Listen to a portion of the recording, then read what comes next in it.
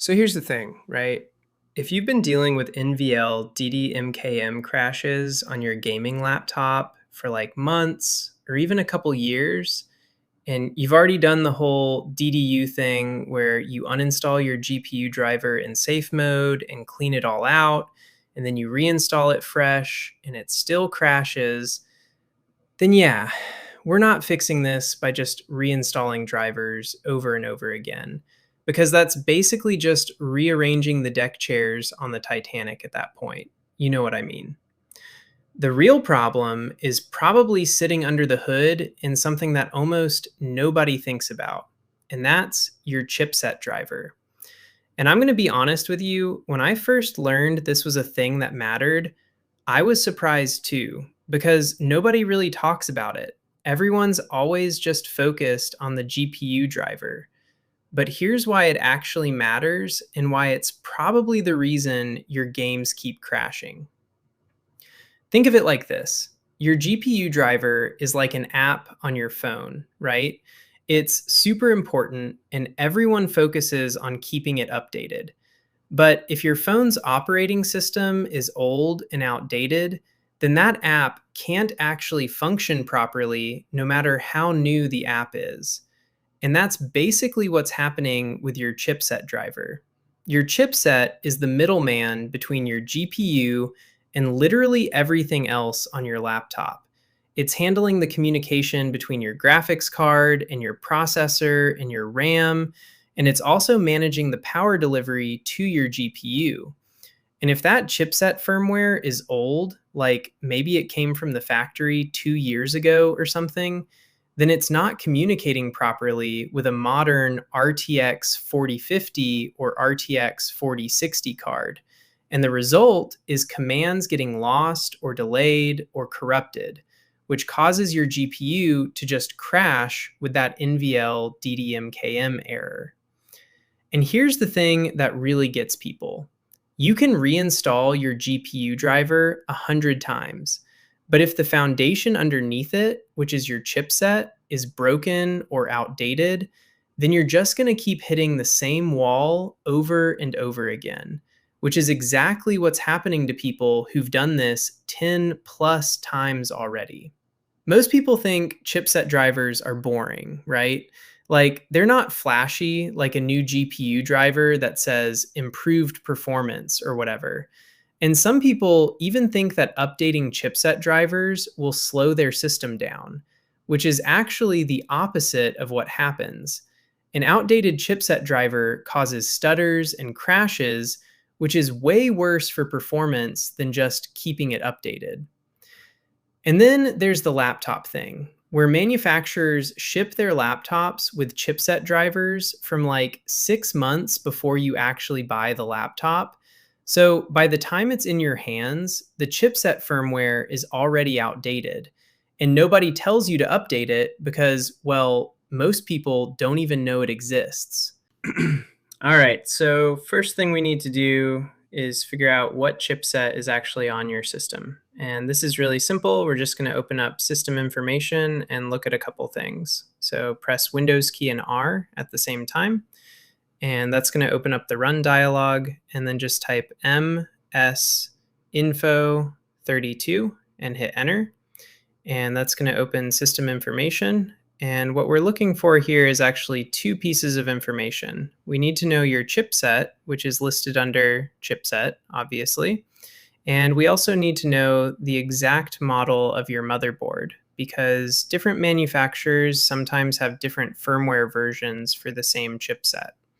So on my system here, I've got a B650MA-E Wi-Fi, which is an ASUS board, and the chipset is AMD B650. So that's what I need to search for when I go to download the firmware.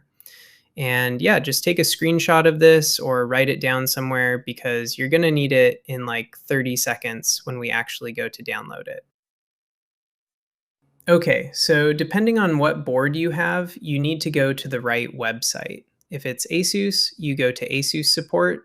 If it's MSI, you go to MSI support. If it's Gigabyte, you go to Gigabyte, and so on. but basically every manufacturer has a support page where they host firmware and drivers. I'm going to show you on ASUS since that's what I've got, and search for my motherboard model, which is the B650MA-E Wi-Fi. And then once I find the product page, I'm looking for a downloads section or drivers section. And in there, I'm going to find the chipset driver. And it's usually labeled as like chipset driver or sometimes chipset utility.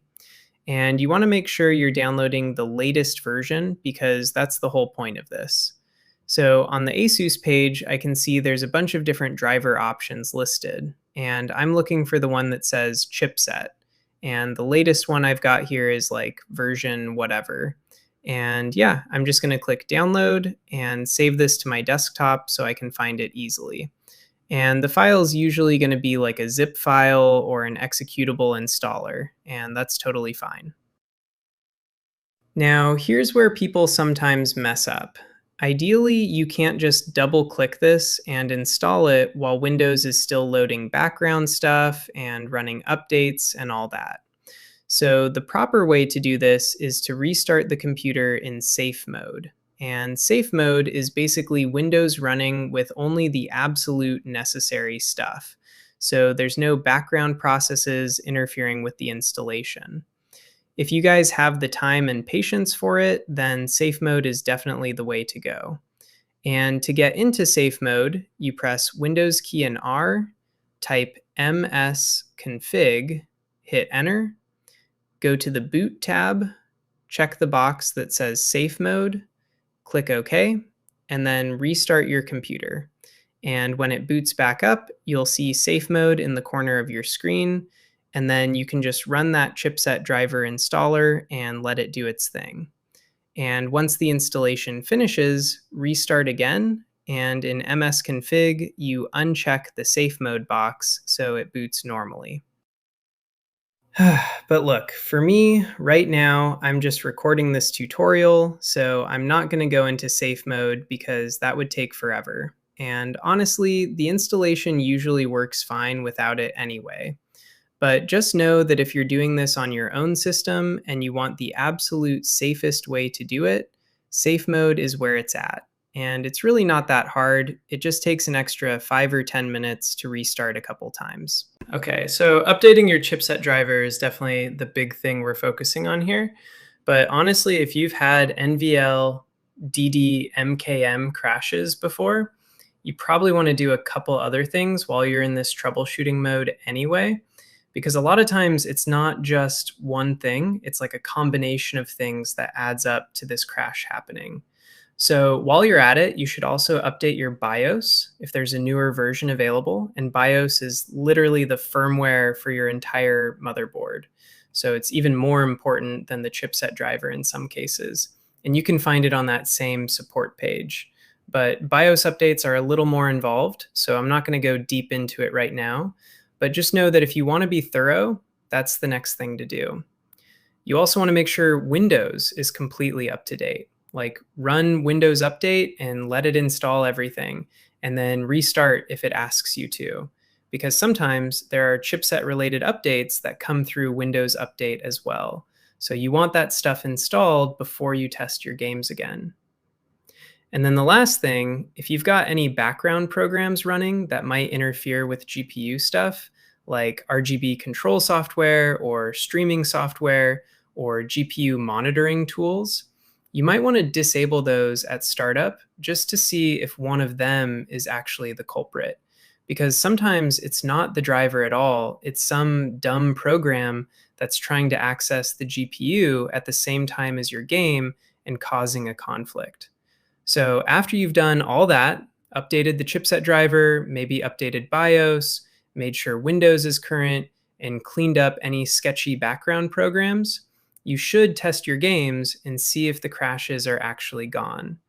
And honestly, like 70% of the time, it's the chipset driver that was the problem all along. And people were just reinstalling the GPU driver over and over when they should have been going deeper into the system. If it's still crashing after all that, then we might be looking at something else, like thermal issues or actual hardware problems. But in most cases, especially if you're on a laptop that's a couple years old, or even a desktop that hasn't had a firmware update in forever, the chipset driver is the invisible culprit that nobody thinks about. And that's why I'm making this video, because I wish someone had told me this a long time ago instead of just saying, reinstall your drivers, bro, you know? So yeah, go update that chipset driver. Let me know in the comments if it actually fixes your NVLDDMKM crashes. And if it doesn't, then hit me up on Discord and we can figure out what else might be going on, because that's what the community is here for.